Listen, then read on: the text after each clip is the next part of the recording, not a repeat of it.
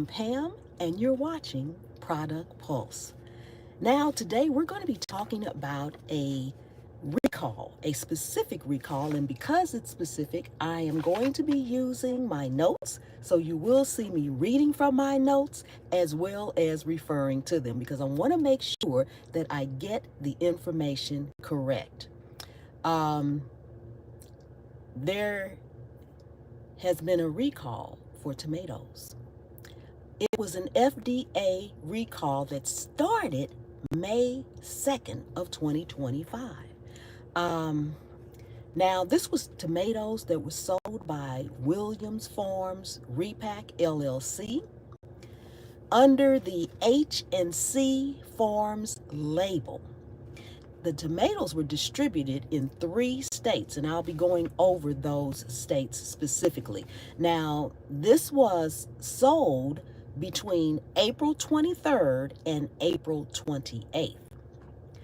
Now, the thing about it is the recall was for the possibility of salmonella poisoning. However, the FDA labeled it a Class 1 recall, which is the highest recall issued by the FDA.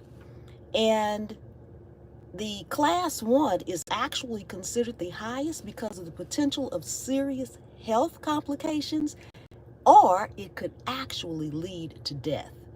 So sometimes when you hear recalls, and it could be for salmonella, but it's not at that risk level. So it was really, really bad. Now, you say tomatoes. How did these tomatoes get contaminated? It can be even start in the soil. It can be from cross-contamination if there was maybe a tomato that was split or anything of that nature. There are so many ways, but this is a very, very high risk. And this is all according to the FDA. They're the ones that issued this, and they're the ones that issued that high of a class for the salmonella poisoning for these tomatoes. Now, the thing about it is salmonella can last for several weeks in dry environments and for several months in wet environments. So, we have our tomatoes and we have them sitting on the counter.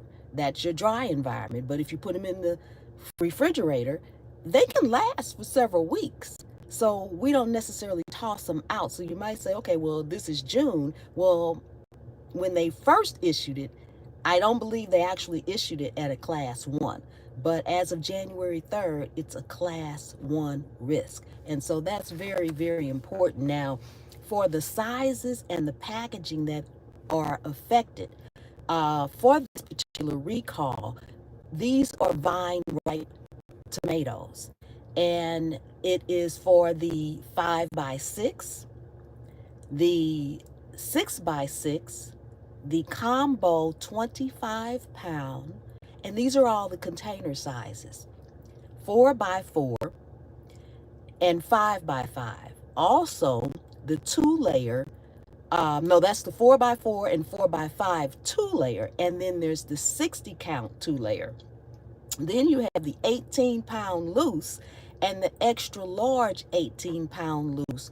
And what probably most of us would have bought, or buy is the 3-count trays. This is when you see the tomatoes in the 3-count little trays with the plastic film over them. Now, when it talks about the loose pounds, this is when you just see them sitting there loose and you weigh them and you buy 5 or 6 tomatoes according to the pound. That's what the loose ones mean. So a lot of us would either just pick up a couple of tomatoes or we'll be buying those 3-count trays. All right. Now, so far, no illnesses or death have been reported, which is a really, really good thing.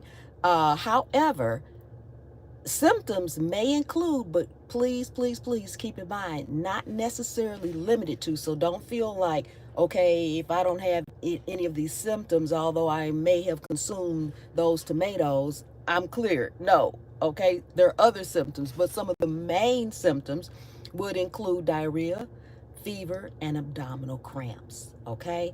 Now, the 3 states include Georgia, North Carolina and South Carolina.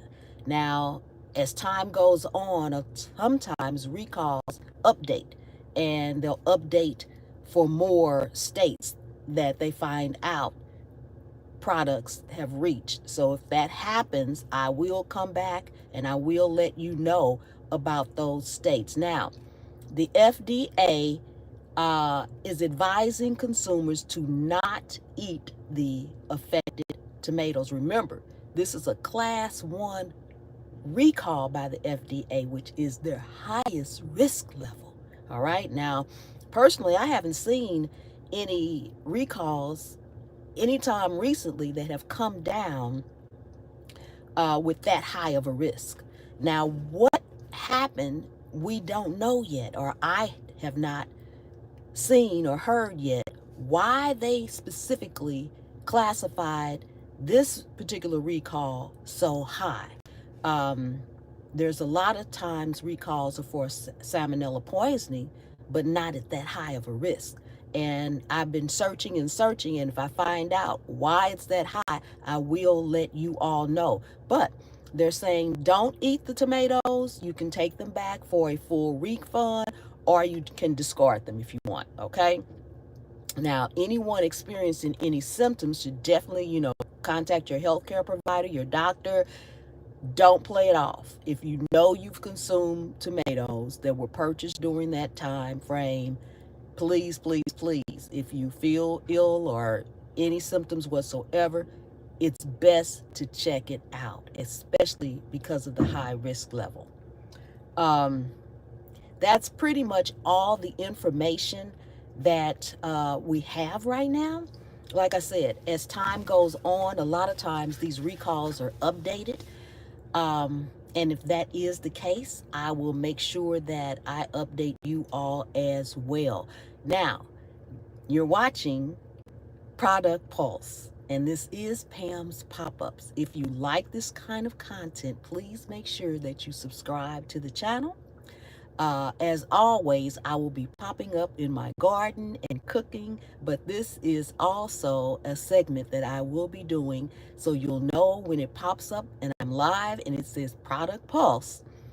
It's going to be information either about a recall or something that's going on with some products, good, bad, or ugly. It doesn't always have to be bad, but you'll know that that's information that you need and can use. So until next time, thank you all so much for joining me. Stay safe, and I'll see you soon.